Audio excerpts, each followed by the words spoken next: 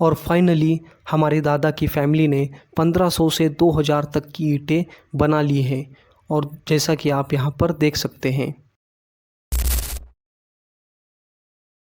ईंटें एक मजबूत मकान बनाती हैं। लेकिन क्या आपको पता है कि उन ईंटों को बनाने वाले का एक दिन कैसा होता है? वह व्यक्ति दिन भर में क्या क्या काम करता है और वो व्यक्ति अपने एक दिन को कैसे जीता है? So that's why I borrowed A 1 day from brick kiln worker. So let's begin the day. रात के 10:30 बजे मैं पहुंचा ईंट भट्टे पर। वहां पहुंचते ही मैंने पाया कि सभी लोग आराम से सो रहे हैं, क्योंकि उनको रात के 12:30 बजे काम चालू करना होगा। रात को 12:30 बजे काम चालू करने की वजह बस इतनी है कि दोपहर में धूप बहुत तेज़ होती है। 12:30 बजते ही हमारे दादा हाथ मुँह धोकर चाय शाय पीकर अपनी कर्मभूमि की ओर चल रहे हैं। दादा को देखकर ऐसा कतई नहीं लग रहा था कि वो ऐसा सोच रहे हो कि अभी काम बहुत ज़्यादा है और बहुत सारी चीज़ें करनी हैं। वो बस आराम से चल रहे हैं। लाइट चालू करते ही हमारे दादा काम पर लग जाते हैं। हाथ में भूसा लेकर गीली मिट्टी के ढेर पर उड़ेल रहे हैं। ये जो गीली मिट्टी का मिक्सचर है वो किन किन चीज़ों से बना है वो मैं आपको वीडियो में आगे बताऊंगा। और दादा ने अपने कमर पर तौलिया कसकर बांध लिया है और अभी हमारे दादा इस मिट्टी से ढेर बना रहे हैं।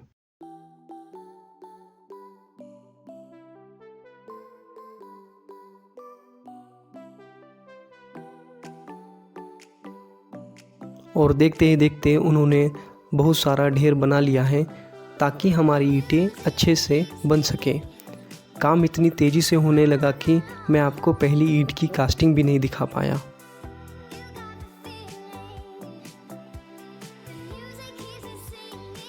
और ये हमारे दादा अभी ईंटों की कास्टिंग कर रहे हैं, साथ ही साथ मिट्टी से ढेर भी बना रहे हैं।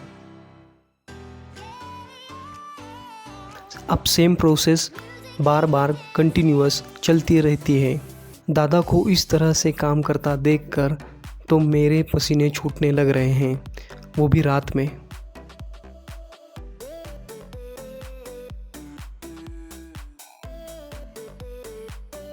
देखते ही देखते सुबह भी होने लग रही है और साथ ही साथ ठंड भी लगनी शुरू हो गई है।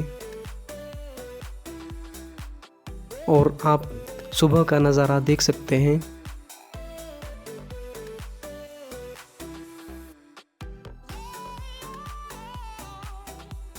और काम अभी भी कंटिन्यूअस चालू है।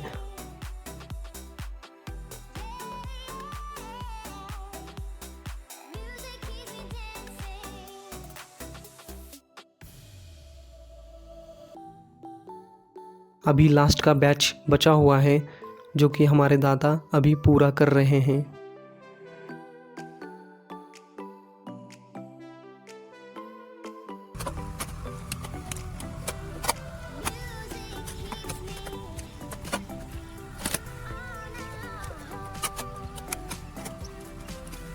और फाइनली हमारे दादा की फैमिली ने 1500 से 2000 तक की ईंटें बना ली हैं।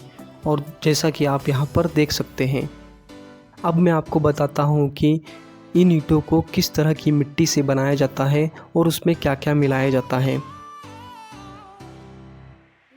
जो हल्के पीले रंग की मिट्टी है वो जलोढ़ मिट्टी है। जो आप वाइट कलर का पाउडर देख रहे हैं वो स्टोन डस्ट है। जो काले रंग की मिट्टी है वो बॉयलर राख है। इन सब चीज़ों को एक सही अनुपात में जेसीबी के माध्यम से मिलाया जाता है और जेसीबी के द्वारा ट्रैक्टर की ट्रॉली में भरकर एक सीधी लाइन में ज़मीन पर परोस दिया जाता है।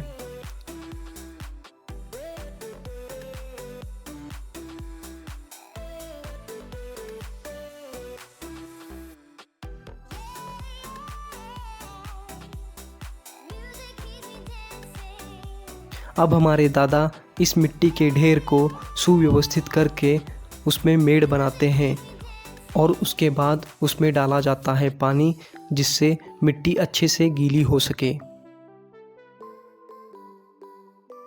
और जैसा कि आप यहाँ पर देख सकते हैं कि किस तरह से हमारे दादा इसमें मेड़ बना रहे हैं।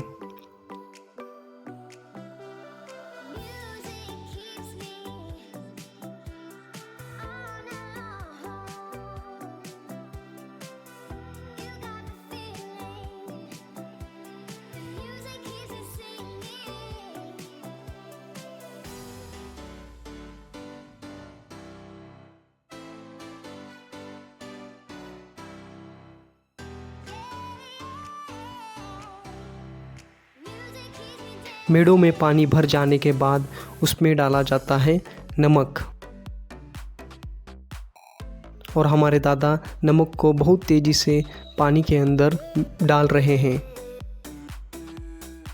उसके बाद इसमें डाला जाता है बहुत सारा भूसा, और भूसे को डालने के बाद इसमें अच्छे से मिलाया जाता है। अब इस मिक्सचर को 6 से 7 घंटे के लिए छोड़ दिया जाता है। सुबह के 10 बजते बजते हमारे दादा का दिन फ़िलहाल के लिए ख़त्म होता है। शाम के 4 बजते ही रोटोवेटर की मदद से इस मिक्सचर को अच्छे से मिलाया जाता है, और उसके बाद हमारे दादा किनारे पड़ी हुई बिना अच्छे से मिली हुई मिट्टी को बीच में लाते हैं।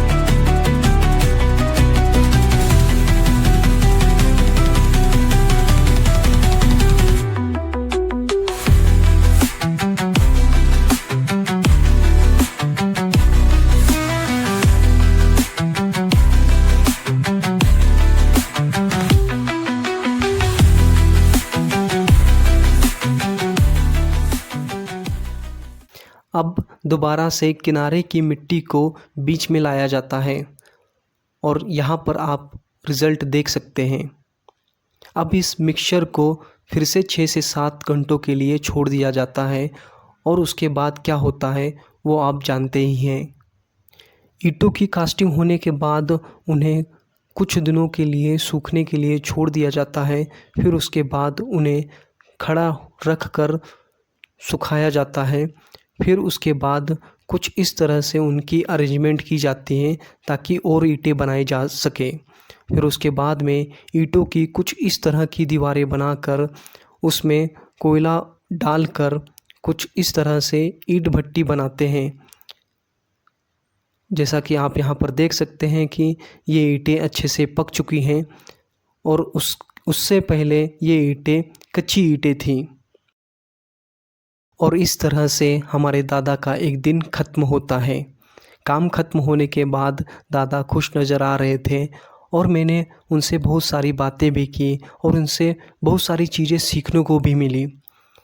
मैं दादा का तथा वहाँ पर काम करने वाले सभी लोगों का तथा उनके मालिक का बहुत बहुत शुक्रिया अदा करता हूँ जिन्होंने इस वीडियो को मुमकिन बनाया।